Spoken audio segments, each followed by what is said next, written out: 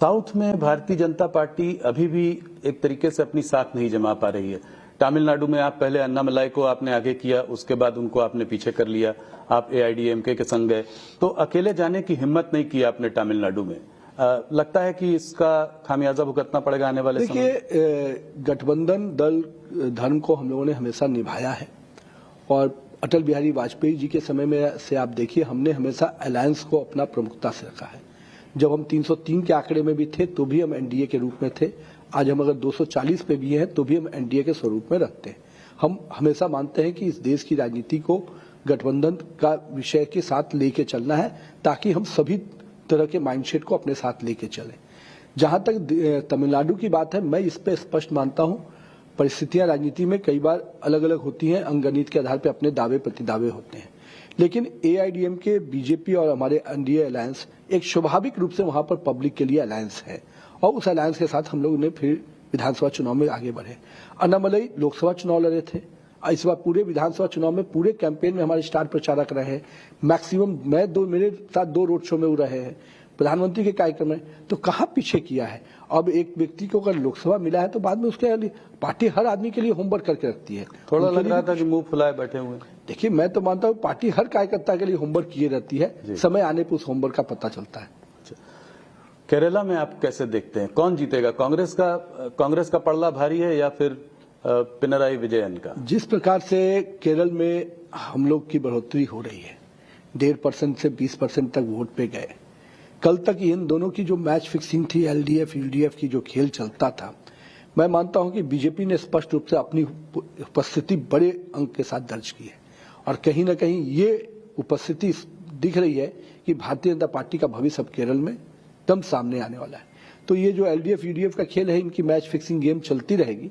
हम अपनी उपस्थिति स्ट्रांग रूप से और बेहतर तरीके से देने जा रहे हैं। नितिन जी, ये तो रहे अभी के होने वाले चुनाव की बात, कुछ चर्चा करते हैं आने वाली चुनौतियों की, आने वाले समय की। आपके अगले साल 7 स्टेट्स के चुनाव हैं, इनमें सबसे बड़ी चुनौती किन स्टेट्स को आप मानते हैं? उत्तर प्रदेश को कैसे देखते हैं? ये एक अहम चुनाव होगा अगले साल। देखिए, उत्तर प्रदेश में माननीय प्रधानमंत्री जी, माननीय योगी आदित्यनाथ जी, जिस प्रकार से उत्तर प्रदेश को एक उत्तम प्रदेश बनाने की प्रक्रिया में हम आगे बढ़े हैं, जिस उत्तर प्रदेश में अपराध के लिए जाना जाता था, वसूली के लिए जाना जाता था और जिस केवल कास्ट के नाम पर लोगों को भ्रमित करने के लिए जाना जाता था, आज उत्तर प्रदेश विकास के नाम पे जाना जा रहा है, एक्सप्रेसवे के नाम पे जाना जा रहा है, लॉ एंड ऑर्डर के रूप में जाना जा रहा है। तो निश्चित रूप से आम आवाम को जिन चीजों की पहली आवश्यकता होती है, गवर्नेंस, डेवलपमेंट, इंफ्रास्ट्रक्चर ग्रोथ, इन सब चीजों में आज उत्तर प्रदेश बेहतर तरीके से देश के अग्रणी राज्यों में काम कर रहा है। तो आम जनमानस इसको देखकर वोट करता है। आज हमने अगर गरीब की भी चिंता की, चाहे वो प्रधानमंत्री अन्न योजना से लेकर पूरी तरह से सरकार की योजनाओं को नीचे क्रियान्वयन तक, वहीं हमने इंफ्रास्ट्रक्चर ग्रोथ भी दिखाया। हम इन्वेस्टमेंट भी बड़े पैमाने पर उत्तर प्रदेश में ला रहे हैं। एक लॉ एंड ऑर्डर का जो यूएसपी है योगी जी का, वो भी दिख रहा है। तो मैं मानता हूं कि आज उत्तर प्रदेश के कई शहर आज विकसित शहर के रूप में दिख रहे हैं। तो ये सब चीजें हमारे लिए स्पष्ट रूप से हमारे तीसरे सरकार बनाने के लिए, हैट्रिक बनाने के लिए काफी है। तो 2024 में फिर झटका क्यों लगा? देखिए, हर चुनाव अपने अलग अलग परिस्थितियों को लेके आता है, उसमें भी कुछ चीजें हमारी कमी रही, हम लोग उस पर काम कर रहे हैं, लेकिन जो भी मैंडेट रहा वो मैंडेट हमारे पक्ष में रहा।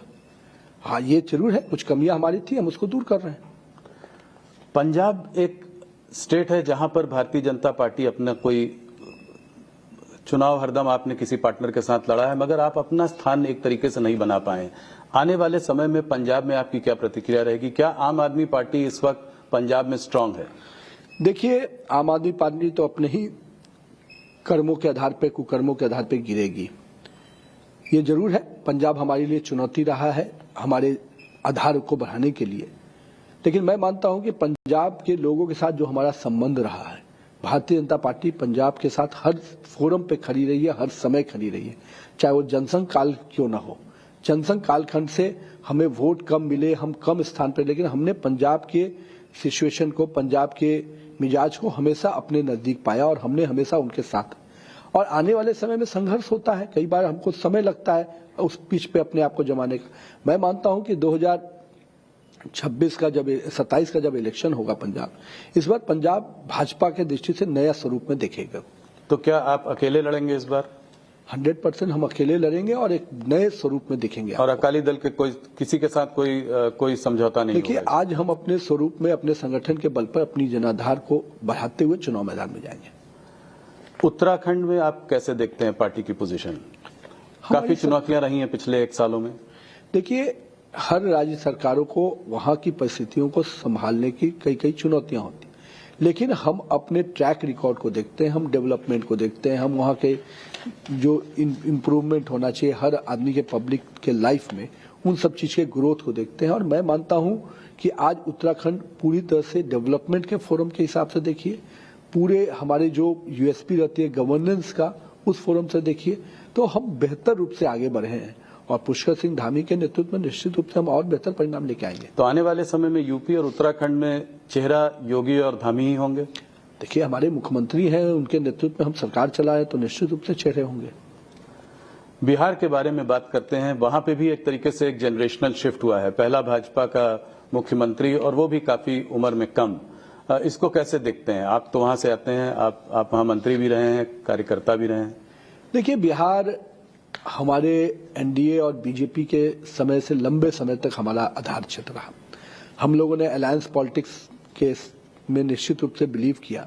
एक समय हम बड़ी पार्टी थे तो भी हम लोगों ने नीतीश कुमार को अपना नेतृत्वकर्ता बनाकर आगे किया और उस गठबंधन को हमने निभाया भी लंबे समय। और आज कहीं ना कहीं एक समय आया जब जदयू ने वो फैसला किया जो फैसला हमने कभी पहले किया था, और नीतीश कुमार के नेतृत्व में वो फैसला हुआ, भारतीय जनता पार्टी को मौका मिला।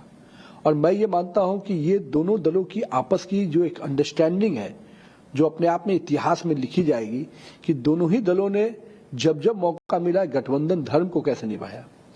आज मुख्यमंत्री नीतीश कुमार जी के नेतृत्व में हम लोग चुनाव लड़े, लेकिन मुख्यमंत्री जी ने निर्णय किया। एक समय था जब हम खुद बड़ी संख्या में थे, फिर भी हमने निर्णय नीतीश कुमार के लिए किया। तो ये दोनों ही चीजें मुझे लगता है कि अलायंस पॉलिटिक्स के लिए उदाहरण बनेगी। और आज सम्राट चौधरी के रूप में एक लीडरशिप भारतीय जनता पार्टी और एनडीए ने मिलकर तय किया है, और मेरा ये मानना है कि ये एनडीए के जो संकल्प रहे हैं 2025 के, उन संकल्पों को पूरा करेगी। बिहार में जदयू जो है, अब इसका अस्तित्व ऑपोजिशन कहती है कि खतरे में है, कि आने वाले समय में भारतीय जनता पार्टी का मुख्यमंत्री, भारतीय जनता पार्टी ज्यादा बड़ी पार्टी है और आने वाले समय में उनके पास कोई लीडर भी नहीं है। इस क्रिटिसिज्म को आप कैसे? मैं देखता हूं जो खुद ही अस्तित्व विहीन हो जी, जिनका खुद का जनाधार नहीं बचा हो, वो जदयू जैसी बड़ी पार्टी पर सवाल उठाए या उनके अस्तित्व की इस बात। आज आप कहां पे हो? अरे पहले थोड़ा अपने गिरेबान में झांक लेते। इतने बड़े बड़े वादे, इतने बड़े बड़े कैंपेन, इतने बड़े बड़े लोगों को उतार कर मैदान में क्या मिला? जनता के बीच में जब तक आप ही नहीं हो, जनता आप ही के साथ कुछ खड़ी नहीं हो पा रही, आप हम पर उठा रहे हो जिसके 84 एमएलए हैं, 80 एमएलए। तो मेरा ये कहना है कि अपने अस्तित्व पर पहले झांकना चाहिए। और जदयू पूरी तरह से एज ए पार्टी स्ट्रांगली खड़ी है, और बीजेपी और जदयू एनडीए अलायंस के रूप में हम लोग बेहतर काम करके आगे बढ़ रहे हैं। हम जनता के प्रति कमिटेड होकर काम कर रहे हैं।